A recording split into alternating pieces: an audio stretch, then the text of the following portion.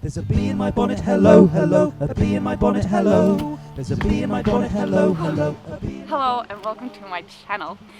So something sort of embarrassing but kind of funny happened the other day. I was googling my own YouTube channel, as one does, right? And one of the search terms that it suggested was BREAKUP boyfriend, which was really funny to me because it's not something I've been talking about so much on this channel, but it made me realize that maybe you're interested in more of my personal life, and I've been debating making this kind of video for a long time. So as you know, I was in a relationship for 5 years with somebody and I recently broke up, and then I moved back home to Finland and have been here for now almost 2.5 months. And it's still pretty recent and all the emotions and stuff, but I feel like I'm in a really good place now. And I kind of feel like, okay, I can talk about it, and maybe if it's something that some of you are going through or you've been through something similar, even though this feels scary, and yeah, I'm a little bit nervous about talking about this stuff. I thought I would make this video. I think it's something that I'm thinking about so much at the moment, so I feel like I just need to get this out and maybe can help somebody, or then I'll just make a fool of myself and regret making this video. We'll see.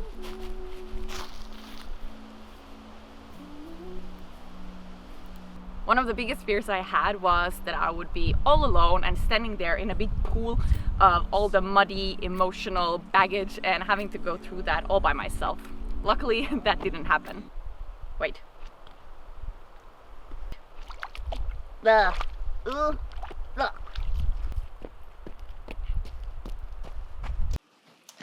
Okay, I decided to shoot this video here in what is at the moment my bedroom instead. I felt like it's better for a little bit of a more intimate vibe.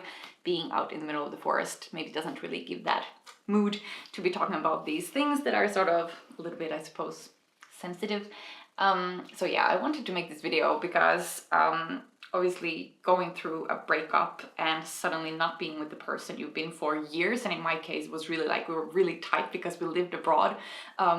Both places where we lived, first in Sweden and then in the UK. We weren't from there, so we didn't really know people there, so it was really kind of a team, and it was pretty extreme and dramatic to go from seeing that other person every day to suddenly leaving that and just realizing that, okay, now this is happening, and I just felt like I needed to be by myself, and that's why I decided to move here to Finland.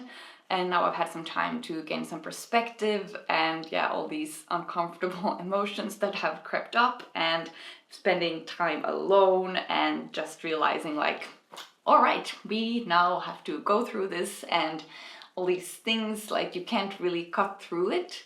I think when you go through something as challenging as, I guess, like a little bit traumatic, so one thing that I've been doing is crying, and I think that's fine. I think that's part of like the healing process, to cry, and I've just tried to maybe not do it when I'm in the supermarket, when there's people around, but then try to when I'm by myself, and that's also usually when it comes, and like maybe listening to a really sad song or something that I know will kind of spark those emotions. But then I've also allowed that to come and cried like ugly little baby and just sort of felt really sorry for myself. And I also there easily I start to go into this thinking of like, oh, but I shouldn't feel sorry for myself. There's so many good things you have in your life, and so many, but at that point I do think that doesn't really help. Like if you feel pathetic and sorry for yourself, maybe in that moment you have to do that and allow yourself that. I've done that, and I think it's okay to cry, and it's good to cry and not keep it all like bottled inside, because then at some point it might just come out and you might explode. I don't know, something bad might happen. So that's also something that I have done, which is pretty difficult, I suppose. Which is pretty typical, I suppose. Oh, hey!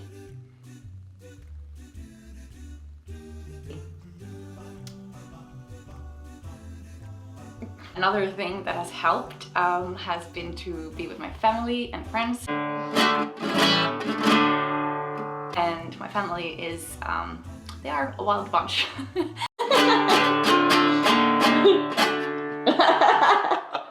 So there's always like a lot of stuff happening. It's a little bit chaotic. They are fun to be around and a good way to get distracted with all kinds of weird projects going on. My sister was here for 3 weeks, which was super nice, and just spending time in the countryside and also just being in nature, and there being by myself, you know, at the evening, like looking at the sea and just like having a moment of trying to find calm and peace, and like looking a little bit internally also. And also at some point, I'm sure my family and friends probably also were really tired of hearing me talk on and on about this stuff, because obviously it's something that I've spoken about a lot, because when you go through something like this, you know, one way to process it is to talk about it. And then at some point I felt like, okay, now people are getting tired of me. So I would write down just my feelings and write in my, not on my journal, I do it on my laptop mostly. And especially I had like really hard time sleeping at some point. And every time I would go to bed, I would just start thinking about all these things and feeling like anxiety. And even if I was tired, or not anxiety, I was feeling anxious and restless. And when I was just couldn't fall asleep. So then just like writing down things and trying to, even though I like didn't really know why or where it came from or what the feeling even was or why I felt so restless, it helped to just write that down and not have to worry about somebody else or seeing it, but just like get it out of my system. One of the most difficult things I've noticed has been that I felt pretty guilty and a bad conscience for everything, and then I thought like, this bothers me that I feel this guilty, and like I would like to let go of these feelings that are kind of weighing me down, and like I keep like going back to the past and thinking of how something went and maybe I could have done it better. So I like came up with this little silly ritual that I did one evening when I was out in the countryside, and I had went down to like the sea or the beach in the evening, and then I sat there, and then I had a little piece of paper and a pen, and then on one side of the piece of paper I wrote down things I want to let go of. So for example, feeling guilty and like feeling regret or some other things as well that I put down there. I put that on one side of the piece of paper, and on the other side of the piece of paper I put things that things I want to let into my life or invite in. So things like feeling brave and feeling or adventures and like spontaneity and things like that. And then I put that on one side of the paper, and then I took that paper with me, and then I went into the sea and had that paper with me. And then I thought, okay, when I go into the sea, then all these bad things will get washed out. And when I come up, then, you know, these new things, there will be space for them to arrive into my life. So a little bit like hoo-ha, wishy-washy thing, and a little bit of a hippie ritual to do that I just came up with myself. But I do feel like it helped somehow, and it's sort of like marked a spot in time. Like, okay, now this is the past, and I am gonna look into the future. And I've also noticed that thinking of the future at some point was really difficult, because I was just like feeling very stuck, and especially before coming here to Finland, it felt like very everything felt very gloomy and really heavy and sticky. But then after a while I started to think of, oh, like maybe other things that can open up, like when you close one door, another door opens. So thinking of the possibility of anything can happen right now, and new adventures and things like having my own home and like decorating that and buying a new plate, like very small things, and just that like life isn't over yet and there is still good things that can come, and you never know what the future will bring. So that has also helped somehow to just like have that a little bit of hope and not dwell too much in the past. It's still so surreal though to think when you're with somebody and you think that you're maybe gonna spend your life with that person, and that person is like the closest one, and you will tell them everything, and they know so much about you and all your secrets and struggles, and they've also seen like the ugliest sides of you. And then suddenly when life, you know, things happen and feelings change, and then that person, when you sort of have to distance yourself from them, or that will naturally happen because you also, I suppose, like the brain starts to protect itself and whatnot, just to be able to go forward or to move forward. But it's still such a weird process, and I still value all those years a lot. And I learned so much and matured so much because I was really not complete as a human. I mean, I'm still not, but there was just like so many things. Also, in just the way I was really naive because I had just graduated also from university. So like a lot of things that how I thought the world worked and stuff. So I'm really thankful for all that. And I suppose when you're with somebody like that closely, or anytime you're in connection with somebody, you do grow so much as a human. So in that sense, I'm really grateful for everything that relationship gave me, and I feel like it was really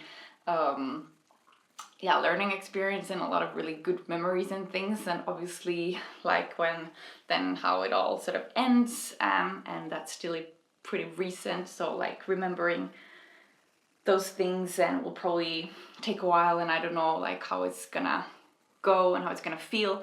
But at least I'm trying to, also maybe that's why maybe I'm making this video, that I'll remember myself and I can watch this back and then see like how I thought or how I felt about these things. I don't know, is that like weird and sick? I don't know. But yeah. But just to say that if you're going through something like that, I know how difficult it is. I had a really hard time to just listen to my intuition and to kind of slow down, and just how difficult it was when I realized that this other person, that I can't be that person for them, not right now, and that how that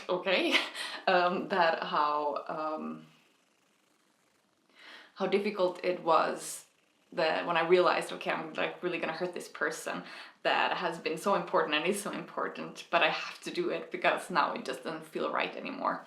And that was freaking difficult. And I felt like took so much strength. So also these like months or this time after, like I've just been so tired because it's just like, whew, you know? So, but now it feels like, it feels good.